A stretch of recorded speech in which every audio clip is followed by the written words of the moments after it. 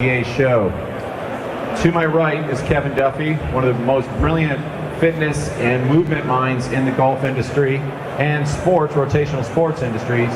He's going to talk to us today on effective cueing for retention. Whenever I hear that word retention, it's a multi-planar word if you work from business to client satisfaction to adherence with the exercise. So this is going to be a topic that everybody wants to hear. Kevin, take it away. Let's enjoy it. Thank you. Good morning, everyone. I hope that you've had your coffee. I clearly have already overdosed on coffee, but if you haven't had a coffee today, I hope that you are at least able to listen to some motivational music. The point of music is to inspire you, to make you move, to make you want to do something. So when I'm listening to music, I'm usually trying to elicit a response. I'm trying to get hyped up. I'm trying to motivate myself to either go do something, or on the ride home, maybe I want to calm down. But the point is to get a reaction. So whether it's in the middle of a guitar solo, or I'm walking into like a WWE stadium, fireworks popping off, and I got the Rock's theme music behind me, Stone Cold Steve Austin, that glass break, all I'm chasing is pop. All I want is pop. I want things to happen when I enter a room, when I speak, when music's on, where everybody's chasing it. Some of the most famous things I can think of is college stadiums. You got jump around, stadiums going absolutely berserk. They are there mostly for that entrance music more than the team. Sorry for those fans. Or Enter Sandman, when Virginia Tech's coming in. It is a madhouse. Everybody's chasing that feeling. You know it. Guitar solo before your favorite song. You hear Eminem come on. You can probably finish all the lyrics there. But I'm chasing pop. I'm chasing something that elicits a response. And that's the same thing I'm trying to do as a coach. When I walk into a room, while I interact with the client, when I'm in front of the lesson tee or helping a swing coach, all I want to do is elicit a response as quickly as possible from that client. Now, everybody has different tastes, different music, listens to different things. For me, if I want to get fired up, I'm listening to Rage Against the Machine. It's turned up wicked loud, and as soon as that guitar solo hits, I'm flashing back to some of my most inspired moments ever.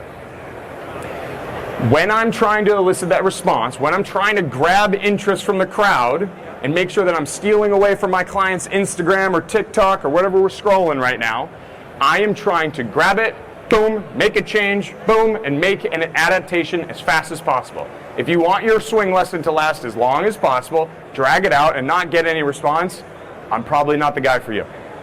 If we're trying to make an impact as fast as possible, that is what we're going for. I'm going to tell you a story. I am able to sit in some of the best rooms. To be in a room with some of the top swing coaches, some of the top strength coaches, and just be a fly on the wall is an experience that we can't really put a price tag on. To be able to be a fly on the wall and listen to the people coach is going to be able to grab as much information as possible. When I walk into that room, I'm trying to be a sponge. And if I can add any value at the end of that conversation, that's a bonus. So I walk into this room, I'm at Sleepy Hollow, I'm working with Kevin Sprecher, he's one of the best coaches in our area, he's one of the best coaches on all the top lists that I've ever seen, and I'm just trying to be a value add. Now this guy coaches, I don't know, 60, 70 hours a week, literally runs 7 days. So he is going back to back to back to back to back, like most of the swing coaches I know. And if he's going back to back to back, you would think eventually you're going to probably hit a lull. You might actually see some lessons start to look the same. But none of the great coaches that I've ever met with have the same exact lesson, the same exact prescription, and the same exact sentence going to the different client. It doesn't add up. So it'll never happen. When we walk into that room, something different is going to change. So I'm in the room. It's about noon. He's already ripped through 6 clients. I'm praying for lunch. Right before lunch, he goes, "Hey, Duff, this next guy, Mark, you might be able to help me with." Now, me being, trying to keep it cool, I'm like, "Oh, great, Kev, yeah, I'd love to help." In the back of my mind, I'm like, "Don't screw it up. Don't screw it up. Don't screw it up. How can I help this guy? How can I provide something different that Kevin already hasn't done?" He's been coaching this guy for years. Mark's a mid-level handicapper. He wins a lot of his member guests. He plays with his buddies for money. He's got a high-pressure job. This guy comes in, what can I be of service? How can I add to this guy? Starts running down the same Q&As that I hear from time to time. Starts asking, how was work? What are we up to? What are we working on today? How was work? Super stressful. Okay, all right, note that. Super stressful. I'm looking forward to a golf trip, but my wedges are still not going anywhere. He's been working with this client for years. I am trying to help him hit his wedges further. That's the information I have in front of me. That's it. When I tell you this guy's an anomaly, I'm saying his 7-iron goes about 175 and his 52-degree wedge goes 80. There's a giant gap there. Makes no sense to me. There's not a pain profile. There's no injury history. I'm doing the check boxes in my head, and I'm just trying to see what I can elicit as a response from him. So, starts hitting his wedges. I start looking at what he's doing. Kevin starts taking him down the line of some of the things they've already talked about. And what I'm noticing is that this guy pummels a 7-iron, an 8-iron. As soon as we get to pitching wedge, we start having problems. And his swing looks similar, but the results are way different. Now, if you go to Sleepy Hollow, there's elevated greens, they're fast as hell, and you better have spin. So this guy, in order to have spin, is getting really, really creative, which usually ends in problems in the golf game. Creativity is enjoyed by some, but sometimes that creates a lot of problems. 52-degree wedge is going 80 yards. So I look at this guy, I go, hey Mark, I know you said you had a stressful week. You don't have any back pain, do you? Or any pain when you're at the desk? He says, no, I don't have any pain, just these wedges are going nowhere. I say, all right, great. Did you play any sports growing up? He said, yeah, what does that have to do with it? I go, just humor me. You know, I'm trying to help you out here, man. He's pretty short with his answers.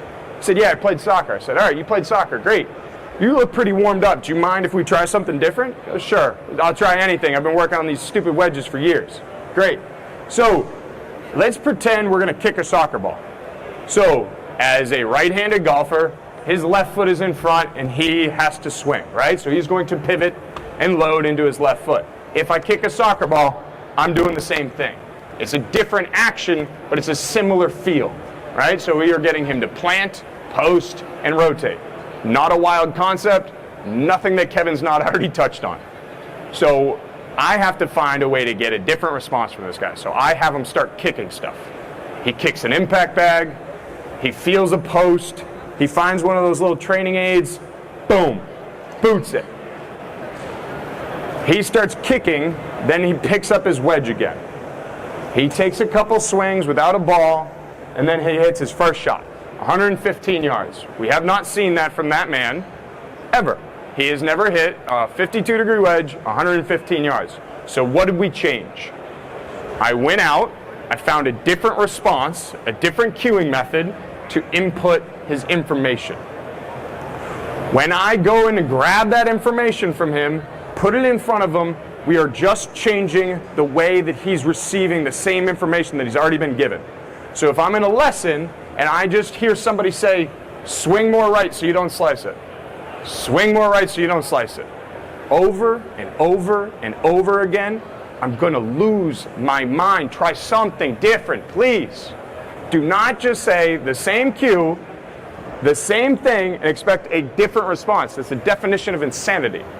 Why would I keep giving Mr. Johnson, Mark, somebody else the same cue, expect something different? And that's not what's happening. We're just trying to pull out what is going to best impact you right there, right now. If we can get this guy to understand his swing is going to be similar to a soccer kick, and his only swing thought now, instead of thinking of creativity, how I can get one to bump and run over this, over that, is soccer kick, I've just massively simplified it. All I did was try to go find a golden nugget for that guy and put it in his head. Now, when I'm doing that, all I'm doing is chasing pop. I'm still trying to elicit that response in a different manner. So, the 4 different cueing techniques that I want to talk about are just that. I'm pulling from past experiences, I'm giving visual cues, verbal cues, and then tactile cueing. Now, past experiences you might not have heard of before. Visual, verbal, and tactile, we've all heard of, I hope. If not, great. I'd love to break some news today, but I don't think that's crazy. When we go down the line, I am going to run through the gauntlet to figure out what's going to fit best.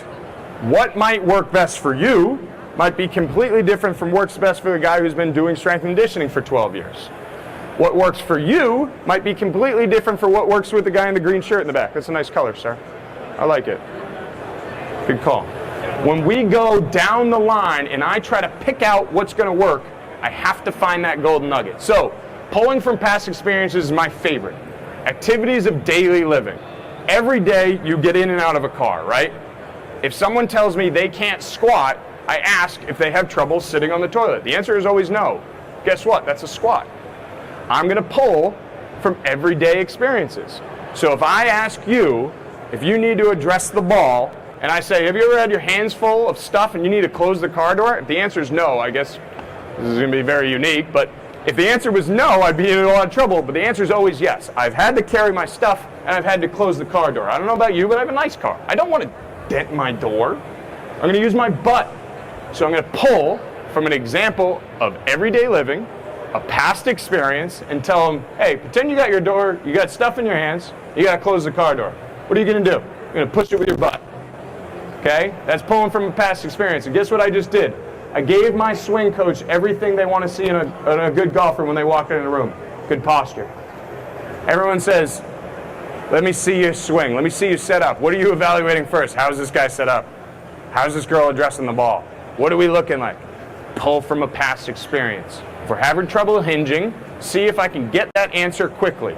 Do I need all my swing coaches to know how to teach deadlift 101 top to bottom?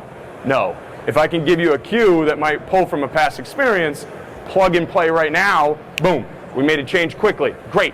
Posture setup's done. Let's work on club face. Let's make a move. If you take an hour lesson and I'm still working on posture, that might be great for signing up for 15 more sessions, but I might not make a change very quickly. If I'm able to make a change quickly, I'm able to retain a client. I have a happy person. So, pull from past experiences. Those are a couple examples. I'll keep pulling from them. Visual cueing. When I give a visual cue, and I'll just talk about the weight room because that's where I'm most comfortable. If I'm pulling from a visual cue, I am going to demonstrate this exercise at the absolute 10th degree of what it should actually look like. I always tell my coaches and anybody I've ever interacted with in the weight room, if you demo at 120% of reality, understand there's probably a 40% drop off and 80% is good. 80% is great. I can layer in information after that. If I demonstrate my deadlift and I go, yeah, you just deadlift off the floor and I walk away, nobody got anything. If I say, hey, your deadlift's going to look like this. You're going to have a soft knee. You're going to really push your hips back, reach your butt for the wall, and when you get up, flex. I exaggerate my breath. I blow out the speaker, and I'm exaggerating. I've never squeezed my butt that hard in a deadlift in my life, ever. It looks ridiculous. But guess what? They're not going to do it. They're going to have a 40% drop off, and the next rep might look like this. Great. If it looks like this, I'll be like, hey, hold off on the knee bend. We'll get to that later. That's a squat. Boom. Deadlift. Great. Visual demonstration way up here. Now, from the swing coach standpoint, if you were trying to demo a feel versus real, if I'm going to demonstrate what this feel should be, the person standing behind them, I don't want to make it subtle, right? If I'm demonstrating a feel, I should be able to make that move, make it look athletic, and make it look over the top. Also, I'm demoing lefty. I'm a lefty. We are people too, right, Pete? Lefty golfers, all right? Respect us. Start carrying more lefty clubs. I got beef. I don't want to pay full retail every damn time. Lefty golfers are people. Okay, done with rant. When we hinge and we exaggerate and I get to the top and I say, hey, move your hip. If they actually tried to swing like that, I'd be over the top and have problems. They're not going to do that, right? They might actually clear for once. Demo up here. Expect a 40% drop off. You might actually see it. Okay? So my visual demonstration going way over the top, pulling from a past experience when I said, hey, remember that cue where you hit the car door? There's another visual, right? Over the top. Verbal cueing. Verbal cueing is what aggravates me the most. It goes back to that saying the same thing over and over and over again, expecting a different response. Like I said, if I walk down the line of another teaching lesson and I see the same cue being said to Mr. Johnson about swing more right so you don't slice it, I swear to God I'm going to lose it. Just try.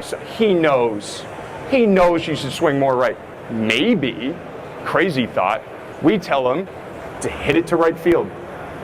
Did he play baseball? Maybe I tell him, swing more right like you're trying to hit ball opposite field. I just pulled from a past experience, gave him a different verbal cue, and I tried something different. He knows he's not supposed to slice it for the 100th time. He knows. Don't swing right. He gets it. You got to try something different. So when I give a verbal cue, I'm going to try something different. I'm going to make sure that I communicate differently with everybody that's in front of me. If he's got a baseball experience, I might talk about it. If you played basketball, I might say drive to your right, and all I mean is put pressure on your right foot. But if I'm going to give a visual cue, verbal cue, I'm going to find something different for everybody that's in front of you. Nobody who's good at their career is going to take a same playbook and try to take a round peg and shove it in a square hole. Nobody who's good at their job is doing that.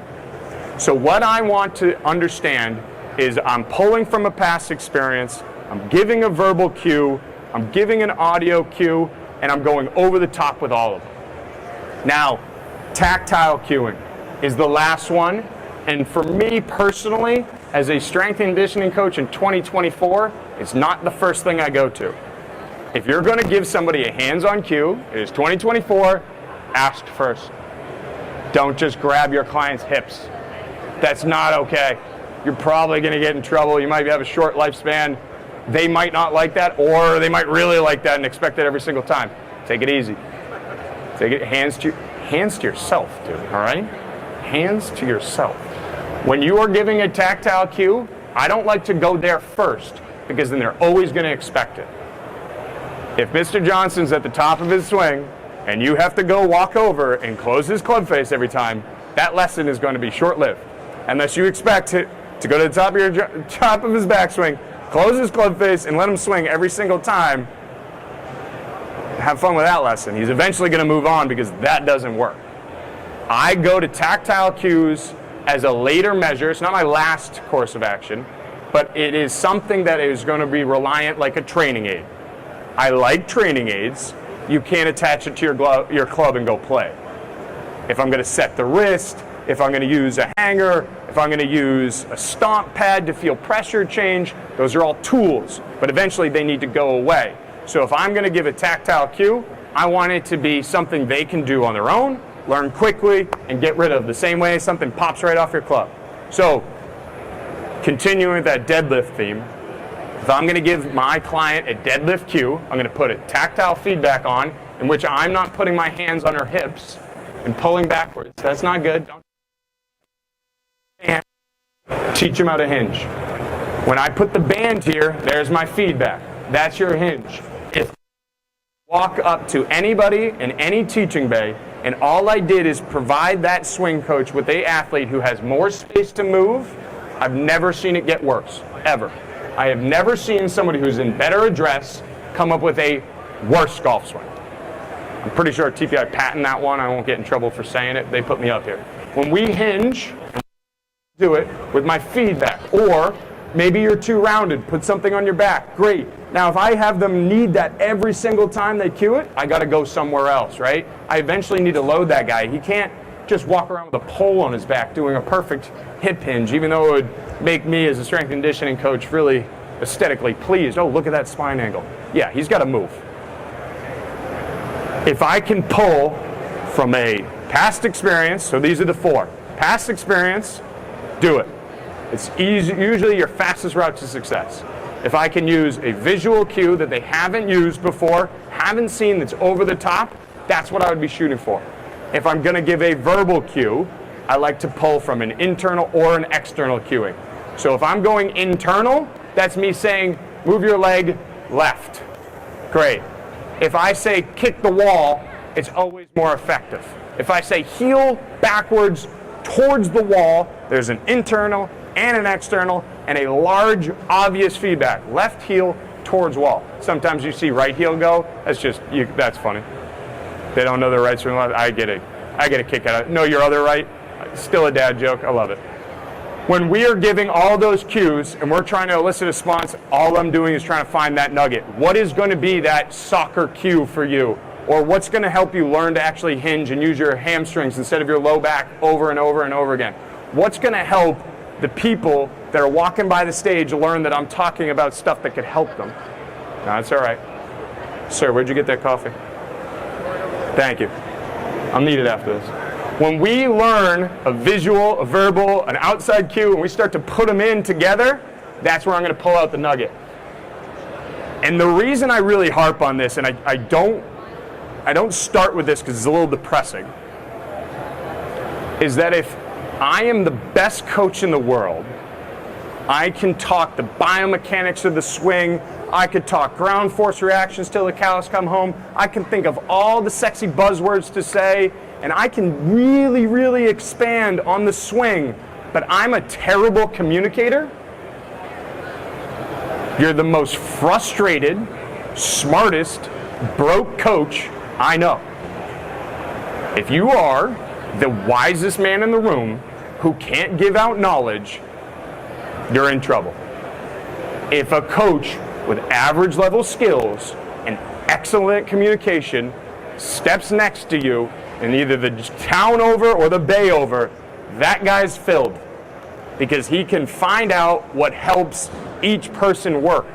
If I just try to jam the same cue into Tim's head over and over and over again, he's going to step over here and give that guy my money. That would have been your money, and now it's his.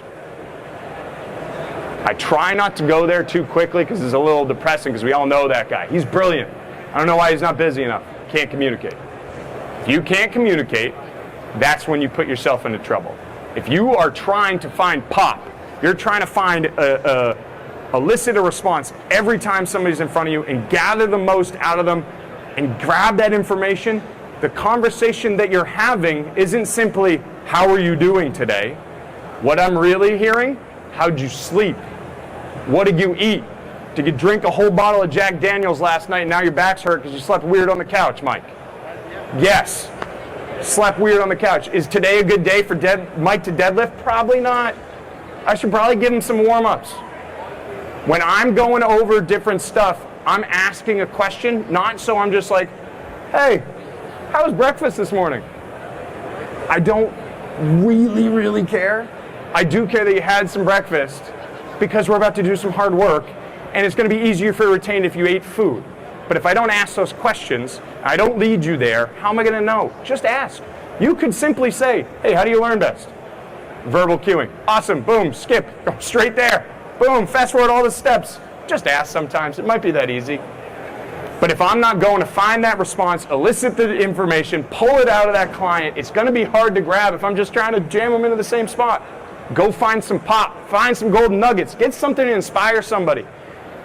And the reason I'm so adamant about that is because I want you guys to be the reason that somebody doesn't give up, somebody doesn't stop playing golf, somebody doesn't quit your lesson bay and walk down the street. I want you to be the reason that somebody sticks with it. I want you to find the song that you hit play on and they connect with every single time.